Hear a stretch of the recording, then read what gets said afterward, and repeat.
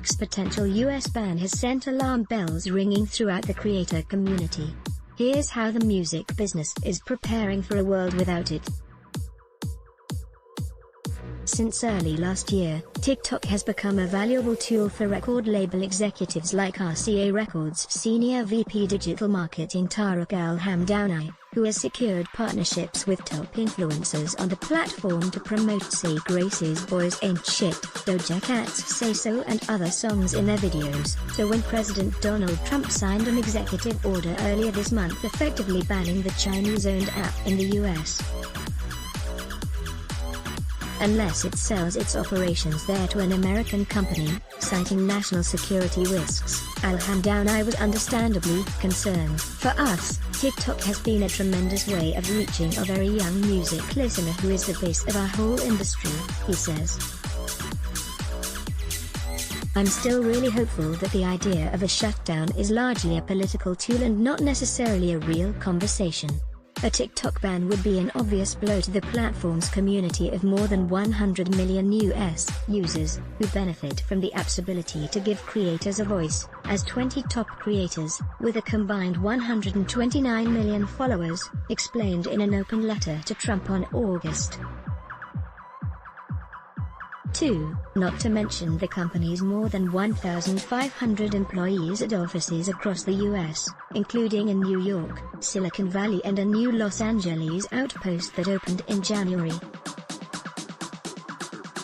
Microsoft, Twitter and Oracle are currently among the tech companies in talks to buy TikTok's US operations before Trump's now extended November 12 deadline, although TikTok has threatened legal action against the executive order, which the company said came with no due process or adherence to the law.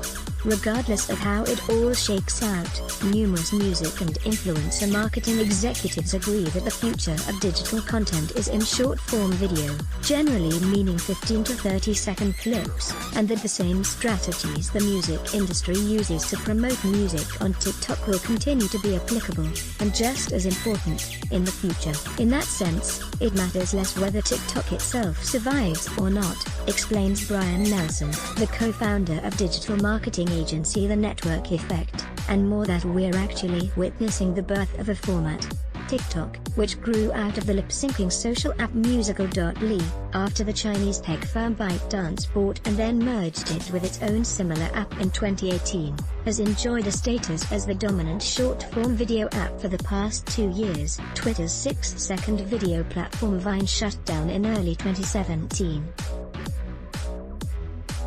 But similar platforms have been creeping up and are taking the opportunity of TikTok's political troubles to grow their own popularity. Instagram launched its own short-form video platform, Reels, on August 5. As of this month, longtime TikTok competitor Triller says it has 250 million global downloads, compared to TikTok's more than 2 billion, and 65 million monthly active users, an impressive spike from last October when the company reported 60 million downloads and 13 million monthly active users. Creators and labels are diversifying platform use. While many executives have a soft spot for TikTok's particularly creative, diverse and hilarious community, savvy ones like Blissful Media Group influencer marketing agency founder Barbara Jones, who manages Charli D'Amelio, the 16-year-old, with 80 million TikTok followers, alongside Mancom Creative Partners management company founder Billy Mann, have always recommended that their clients cultivate followings across multiple platforms, since even the most powerful social media platforms fall out of style eventually. For any credible talent or artist that lives in the digital space, she says, a one-platform strategy is no longer an option. She adds that competition makes platforms better in the long run, and Mann, a Grammy Award-nominated songwriter-producer, thinks the record business benefits from that competition, too. I think this is no different than a music industry that historically had a handful of distribution points, which now has a plethora of distribution points, Mann says. It does provide a lot more a la carte distribution alternatives to talent. As creators diversify across platforms, labels are doing the same. At RCA, Al Hamdani says his team is becoming fluent on Triller and other similar apps, so that if we do have to change gears or shift our attention and focus, we don't have to go through those learnings at the same time as we're making the transition. He and several other industry sources have also begun adding clauses to their contracts with influencers, to specify which platforms the influencer will post on in the event that TikTok disappears or loses steam while the campaign is underway. "We're not asking for anything more," Al Hamdani says.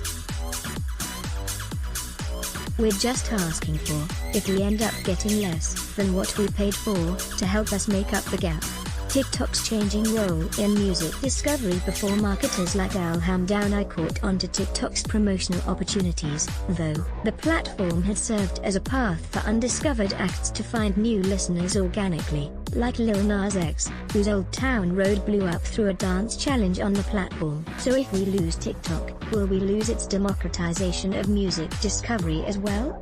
Al Hamdani says not so fast, since as stars like D'Amelio and Addison Rae now dominate TikTok, the app isn't kicking off trends as organically as it used to anyway. It stops becoming a democracy and it starts becoming a little bit more like a fiefdom, he says. Trends haven't been coming out of nowhere as much as they did early on. They're much more coordinated, they're much more centered around big songs, and they tend to roll through really quickly. Jacob Pace, the CEO of multi-platform media brand Flighthouse, which helps labels shape TikTok campaigns and connect with influencers, also thinks concerns that TikTok's demise would seriously hamper music discovery are overblown. TikTok is the center of attention right now, and it's the new way that records are obviously breaking, he says. But people are like, there are going to be no more hits if TikTok gets shut down. I'm like, guys, there were hits before TikTok, and there are going to be hits after TikTok. Sizing up the competition, Triller, Reels and others. TikTok's major selling point as a platform is its discovery-focused algorithm, which serves each user a personalized For You page feed of content it thinks the user will enjoy, placing less emphasis on views, follower counts and other metrics. While the process of creating a video on TikTok is similar to that on Triller, so much so, in fact, that the company is suing TikTok over patent infringement, the platform takes a more top-down approach in populating users' feeds, and opens to a display of top videos and trending content. Whereas TikTok has clashed with the music industry over licensing, Triller seems to have prioritized working hand-in-hand with the music's business. It counts Snoop Dogg, Marshmello and Lil Wayne as investors with active accounts of their own. Has licensing deals with Universal Music Group, Warner Music Group and Sony Music Group, and allows users to stream up to 1 minute of a song, while song clips on TikTok max out at 15 seconds. After India banned TikTok and 58 other Chinese apps in late June over national security concerns, Triller surged to #1 on the App Store in India.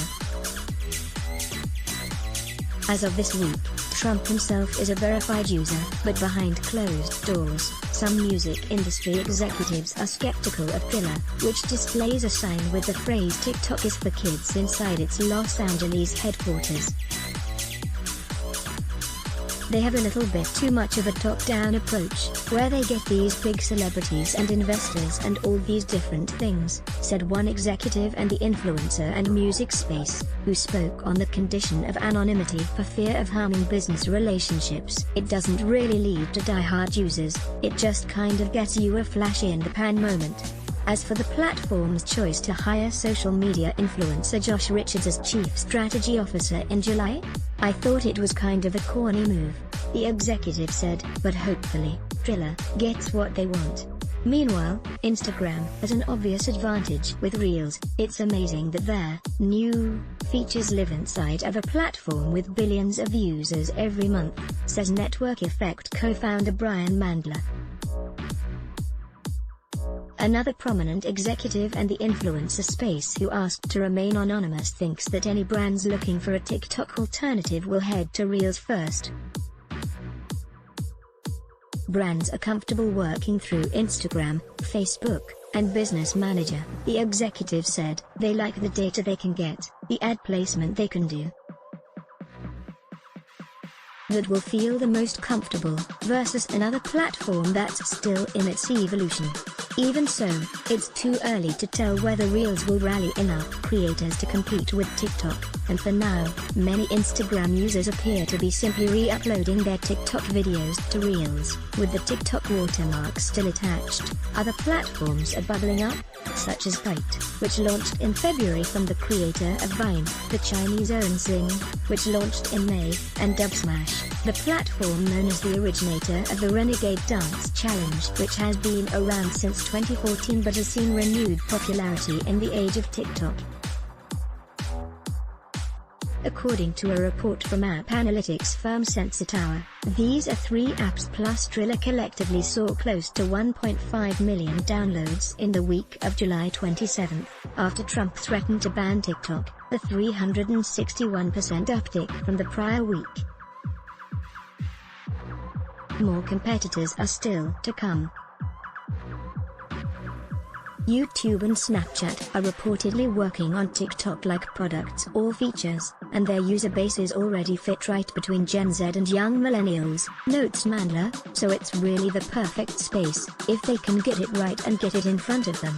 Audiences aren't beholden to TikTok or any platform. Many creators who migrate to other platforms will surely have to rebuild some of their followings, but Mann says that in today's digital environment, users are more comfortable switching platforms to follow an influencer than we may think. That's as good news for the influencer community as it is for the music's business.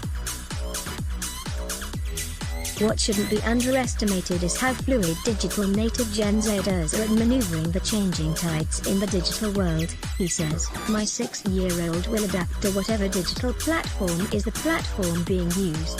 To put things in perspective, Jones adds, TikTok has only been around in the US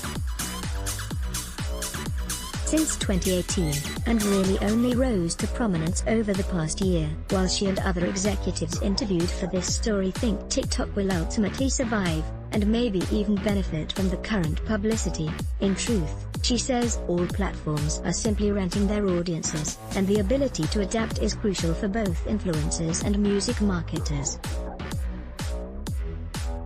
In these coming weeks and months, that will prove truer than ever. One platform is always going to feel like the OG, she says, referring to TikTok. But if that one doesn't exist, they'll find another. Let's block ads. Show your love for him. Click the link in description. Thanks for watching.